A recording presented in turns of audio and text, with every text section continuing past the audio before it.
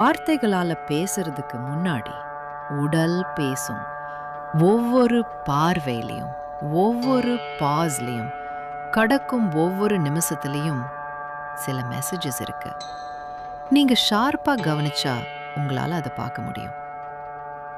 அவ பார்க்கற அப்புறம் திரும்பிடுறா. அவளோட குரல் லேசா நடுங்குது. அவ தேவைக்கு மேல ரொம்ப நேரம் அங்க இருக்கா. ஆனா அவ ஃபீல் பண்றதை விட கம்மியா தான் பேசுறா. இது எல்லாம் தற்செயல் இல்ல. இதுதான் ட்ரஸ்ட்டை உருவாக்குறதுக்கான அமைதியான தொடக்கங்கள்.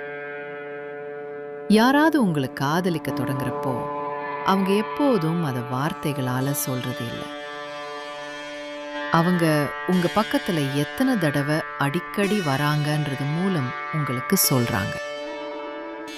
அவ்வளவு வேடிக்கையா இல்லாத விஷயங்களை பார்த்து அவங்க எப்படி சிரிக்கிறாங்கங்கிறதுல உள்ள இருக்க புயலை அமைதிப்படுத்த அவங்க தலைமுடியையோ ட்ரெஸ்ஸையோ இல்லை அவங்க கையில் இருக்கிற பொருளை தொடும் விதத்தில் இந்த சிக்னல்ஸை புரிஞ்சிக்கிறது அட்வான்டேஜ் எடுத்துக்க இல்லை கைண்டா மென்மையா கிரேஸ்ஃபுல்லா ரெஸ்பாண்ட் பண்ண.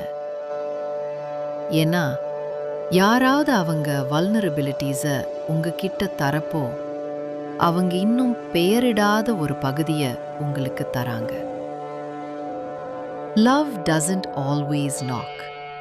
சில நேரத்தில் அது கதவுக்கு பக்கத்தில் நின்றுக்கிட்டு இருக்கும், உள்ள அழைக்கப்பட காத்துக்கிட்டு இருக்கும்.